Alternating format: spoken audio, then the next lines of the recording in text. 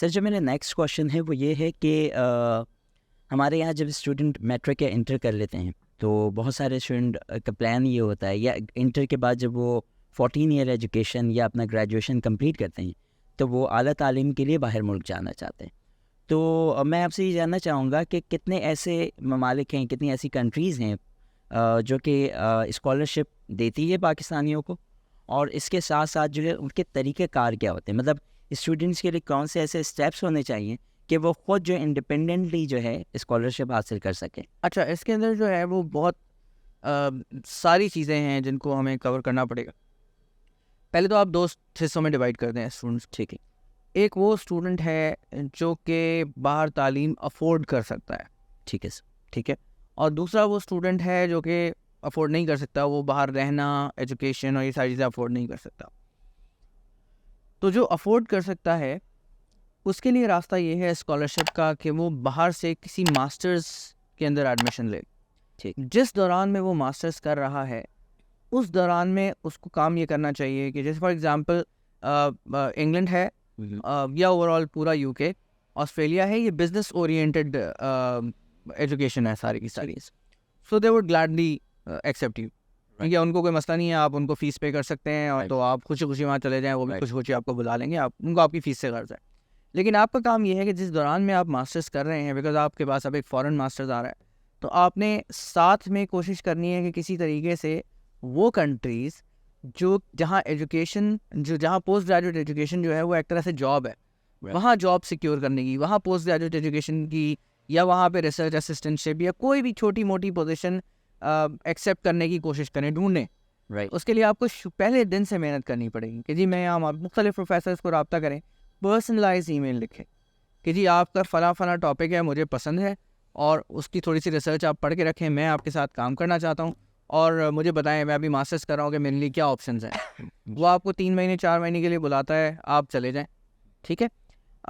میں نے دیکھا انڈیا کے اسٹوڈنٹس نارملی یہی کرتے ہیں، وہ ماسٹرس کے لیے یو کے آتے ہیں، یو کے سے ماسٹرس کرتے ہیں، اس کے بعد جرمنی، فرانس وغیرہ نکل جاتے ہیں. یورپ میں جو پوسٹ گریجویٹ ایجوکیشن ہے اس میں گھسنے کے چانسز کمپیریٹیولی زیادہ ہوتے ہیں، مگر پروسیس کمپیٹیٹیو ہوتا ہے. تو آپ کو پیچھے سے یہ پلان کرنا پڑے گا کہ میں فلاں جگہ جانا چاہتا ہوں. مثال کے طور پہ اگر آپ انجینئرنگ کے اسٹوڈنٹ ہیں اور آپ ایم ایس اور پی ایچ ڈی کرنا چاہتے ہیں فار ایگزامپل جرمنی سے، تو 2 کام کر لیں. ایک تو یہ کہ اپنے کام کے دوران کوئی ایک اسکل اتنا اچھا سیکھ لیں، اس میں بہت ساری آپشنز ہیں، انجینئرنگ سائڈ پہ بہت سارے سافٹ ویئرز ہوتے ہیں اور دوسرے ڈرافٹنگ اسکلز وغیرہ ہیں. کوئی 2-4 ایسے سافٹ ویئرز ہوں جو کہ آپ سیلف لرننگ کے تحت سیکھیں. ٹھیک ہے. جو کہ آپ کو کورس میں نہیں پڑھائے جاتے. ٹھیک ہے. اور اس پہ کوشش کریں کہ کچھ نہ کوئی بلاگ بنا لیں، کوئی ایسی چیز جو کہ آپ کی کچھ ویڈیوز ہوں جو کہ انٹرنیٹ پہ اویلیبل ہوں، جس میں آپ لوگوں کو کچھ سکھا رہے ہوں. کوئی نہ کوئی ایسا کام ہونا چاہیے جس کے حساب سے آپ ویزیبل ہوں، آپ کی ویزیبلٹی نظر آئے کہ یہ آپ کا اسکل ہے.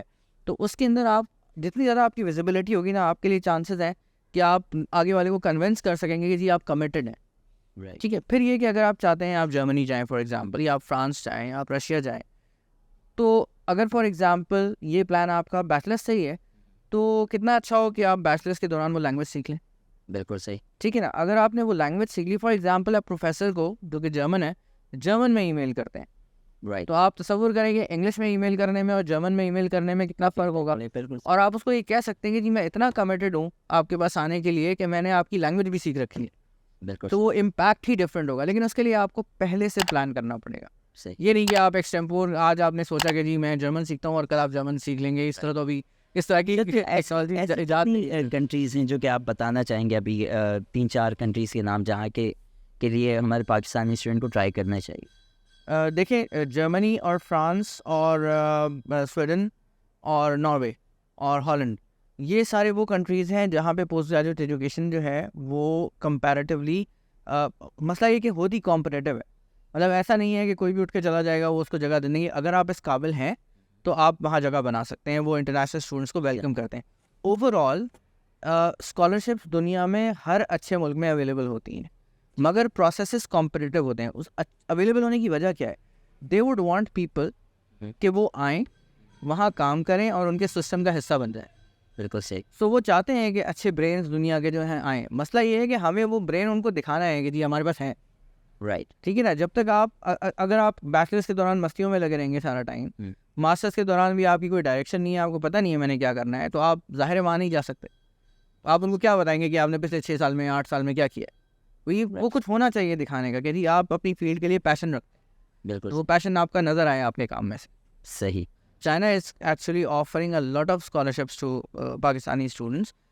اس کے ظاہر اپنے طریقہ کار ہیں, لیکن یہ ہے کہ چائنا کو اپنی نظروں میں رکھا جا سکتا ہے because it's an emerging place for going for higher education for Pakistani especially, اور ان کے پروسیسز بھی اتنے زیادہ کمپٹیٹیو اس وقت نہیں ہیں جتنے ویسٹ کے ہیں.